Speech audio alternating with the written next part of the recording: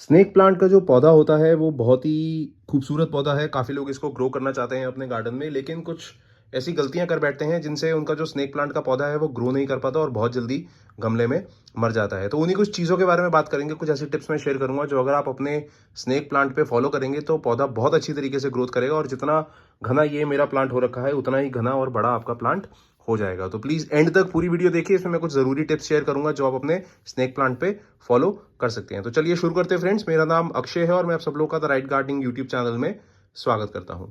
देखिए, snake plant का जो पौधा होता है इसके कई नाम होते हैं जो आप नर्सरी से जाके लेके आ सकते हैं। स्नेक प्लांट एक काफी कॉमन नाम है। दूसरा, इसका सेंसिवेरिया भी होता है। कुछ वेराइटीज सेंसिवेरिया के नाम से भी जानी जाती हैं, और कुछ होता है मदर इन लॉ टंग के नाम से भी जाना जाता है। बड़ा ही फनी नाम है मदर इन लॉ टंग, क्योंकि ये इसकी जो लीव्स हैं एक तो दो चीज़ों की तरह वो करती हैं, दिखती हैं। एक तो स्नेक की तरह आप देखेंगे इसका जो पूरा जो मूवमेंट है वो ऐसा लगेगा कि आपको कोई स्नेक खड़ा हुआ है। और दूसरा मदर इन लॉ टंग, आप समझ गए होंगे कि कितना फनी नाम है और क्यों रखा गया है। सबसे पहली इंपॉर्टेंट चीज़ है कि इसको मैंने कैसे ग्रो किया, इसको मैं कहाँ से लेके आया। इसको मैंने खुद ग्रो किया था। मेरे पास एक स्नेक प्लांट का मदर प्लांट था, और उससे मैंने यहाँ से एक मेन प्लांट लेके नए गमले में लगा दिया था, और उससे ये मल्टीप्लाई हो गया है। ये कम कम से कम 3 साल पुराना पौधा है, और ये बड़ा होके कितना घना हो गया। अब इसमें मल्टीपल प्लांट्स आ चुके हैं। स्नेक प्लांट का एक सबसे बढ़िया फायदा ये होता है कि जब इतना बड़ा प्लांट हो जाता है तो आप नीचे से इसके जो बच्चे होते हैं, यहाँ से जैसे ये एक अलग बच्चा है, इसको निकाल कर एक अलग गमले में ग्रो कर सकते हैं, और उससे फिर वो और मल्टीप्लाई हो जाएगा। तो नर्सरी वालों के लिए बहुत ही फायदेमंद, बहुत ही प्रॉफिटेबल प्लांट होता है, क्योंकि एक पौधे से बहुत सारे पौधे बन जाते हैं। जिनको इस प्लांट को उगाना आता है वो एक पौधे से बहुत सारे पौधे बना देते हैं, और अपने सारे घर में या अपने रिलेटिव्स को भी गिफ्ट करते हैं। सबसे इंपॉर्टेंट चीज़ है कि इसको आप अगर नर्सरी से लेके आए हैं, आपको नर्सरी से वैसे तो साइज़ पे डिपेंड करता है कितने का पौधा मिलता है। छोटा पौधा आपको 40 से 50 रुपये का मिल जाएगा, बड़ा पौधा आपको 100 रुपये के आसपास मिल सकता है। मैं यहाँ दिल्ली में रहता हूँ तो यहाँ लगभग ये रेट है। आप जहाँ पे रहते हैं रेट उसके हिसाब से चेंज हो सकता है। नर्सरी से जब आप लेके आते हैं तो इसको एक स्पेशल पॉटिंग मिक्स लगता है बनाने के लिए। वैसे तो ये एक प्लांट सक्यूलेंट प्लांट है। सक्यूलेंट प्लांट मतलब इसमें पानी की जो मात्रा चाहिए होती है वो बहुत कम चाहिए होती है। तो सक्यूलेंट प्लांट्स के लिए एक अलग से पॉटिंग मिक्स आता है, वो ऑनलाइन आपको आसानी से मिल जाएगा और नर्सरीज पे भी मिलता है। अगर आप खुद स्नेक प्लांट का पॉटिंग मिक्स बनाना चाहते हैं तो उसका रेशो मैं आपको बता देता हूँ। इसमें आपने 40% गार्डन सॉइल लेनी है। कोई भी मिट्टी ले लीजिए, बालू मिट्टी ले लीजिए नर्सरी से, या पार्क की मिट्टी आसपास जो होती है वो ले लीजिए।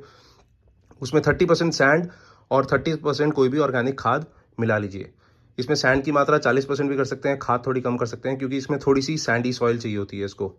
और ये पूरा पॉटिंग मिक्सचर बना के आप अपने मनचाहे गमले में लगा सकते हैं। अगर पौधे का साइज छोटा है तो 8 इंच भी चलेगा, अच्छा सा ग्रो करेगा पौधा उसमें। और अगर थोड़ा बड़ा प्लांट आप ग्रो करना चाहते हैं तो 10 इंच का गमला ले सकते हैं। मिट्टी और सीमेंट का दोनों का ही गमला अच्छा रहेगा इस पौधे को ग्रो करने के लिए। मैंने सीमेंट का गमला यूज़ किया हुआ है 10 इंच का, और उसमें आप देख सकते हैं कि प्लांट कितनी अच्छी तरीके से ग्रोथ कर रहा है।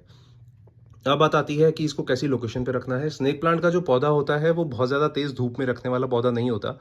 कई लोग मुझे बोलते हैं कि उनका जो प्लांट इतना ही बड़ा है, या नर्सरी में जो बड़े प्लांट्स होते हैं वो तेज़ धूप में रखे होते हैं और अच्छे चल रहे होते हैं। वो इसलिए क्योंकि वो प्लांट्स मैच्योर होते हैं और उनमें वो स्ट्रेस झेलने की ताकत आ जाती है। अगर आप यंग प्लांट लेके आएंगे, नया प्लांट लेके आएंगे और उसको तेज़ धूप में रखेंगे तो काफ़ी जल्दी वो प्लांट मर जाएगा। या उसके सिम्टम्स आने शुरू हो जाएंगे इस तरीके से कि ये जो आप देख रहे हैं ये थोड़ा सा लीव जो है वो जलनी शुरू हो गई है, और ये तेज़ धूप में रखने की वजह से। 2-3 दिन इसको मैंने तेज़ धूप में रखा था, उसकी वजह से ये थोड़ी सी पत्तियों पे इफेक्ट आ रहा है, लेकिन ओवरऑल प्लांट हेल्दी है।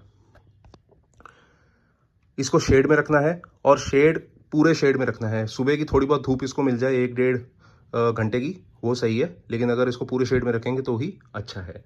पानी इसमें, जैसे मैंने बताया कि ये सक्यूलेंट फैमिली को बिलोंग करता है, बहुत ज़्यादा पानी देने की ज़रूरत इसमें नहीं है, और इसको आप हफ्ते में एक बार ही पानी दे सकते हैं, लेकिन अच्छे से पानी देना। डीप वाटरिंग करनी है इसमें। जब कभी भी मैं पौधा किसी गमले में लगाता हूँ तो ऊपर का 2 इंच या 3 इंच जगह छोड़ देता हूँ, और जब पानी देता हूँ ये सारी जगह पानी से मैं भर देता हूँ। तो ये डीप वाटरिंग होती है। जितनी प्लांट को पानी की ज़रूरत होती है वो एक बारी में मिल जानी चाहिए। रोज़ रोज़ शैलो वाटरिंग, थोड़ा थोड़ा पानी देने की ज़रूरत नहीं है, उससे पौधा वाटरिंग स्ट्रेस में आ सकता है। तो शेड में रखना है, पानी हफ्ते में एक बार देना है। और अगर इंडोर ग्रो कर रहे हैं इसको तो पानी की देने की जो फ्रीक्वेंसी है वो और कम हो जानी चाहिए। 15 दिन में, 20 दिन में एक बार दीजिए, क्योंकि पानी पौधा जो है वो अंदर पड़ा हुआ है, कमरे में है, उतनी जल्दी पानी मिट्टी का नहीं सूखता, क्योंकि तेज़ धूप उस पर नहीं पड़ रही, या बाहर की जो गर्मी है वो मॉइस्चर इतनी जल्दी पौधे का मिट्टी का नहीं सुखा रही। अब बात करते हैं फर्टिलाइजर के बारे में। इसमें कोई भी वेल बैलेंस फर्टिलाइजर आप दे सकते हैं। अगर आप ऑर्गेनिक फर्टिलाइजर देना चाहते हैं तो 2 महीने में एक बार ही वर्मिंग कंपोस्ट डाल दीजिए, बहुत है। और रेगुलर अगर फर्टिलाइजर देना है तो एनपीके दे सकते हैं इक्वल रेशो का 19-19-19 या 20-20-20 रेशो का एनपीके आसानी से मिल भी जाता है नर्सरी पे भी, ऑनलाइन पे भी आप लेके दे सकते हैं। किसी कंपनी का भी एनपीके दे सकते हैं, सब बराबर ही होते हैं, लेकिन रेशो 19-19-19 या 20-20-20 इक्वल रेशो का ही देना है, तब ये पौधा काफ़ी अच्छी तरीके से चलता है। इसमें कुछ बहुत ज़्यादा फर्टिलाइजेशन की ज़रूरत नहीं है। कई लोग क्या करते हैं, फर्टिलाइजर्स बहुत ज़्यादा डाल देते हैं कि उनका प्लांट जल्दी ग्रो करे। ओवर फर्टिलाइजेशन की स्ट्रेस की वजह से पौधा उल्टा आपका मर जाएगा। तो फर्टिलाइज़र उतना ही दीजिए जितना आपके पौधे को ज़रूरत है। अब बात कर लेते हैं, कोई इंसेक्टिसाइड या पेस्टिसाइड इसमें डालना है। इसमें कुछ करने की ज़रूरत नहीं है, वैसे काफ़ी हार्डी प्लांट है ये। अगर आप इसको छोड़ देंगे तो ये अपने आप ग्रो होता रहेगा।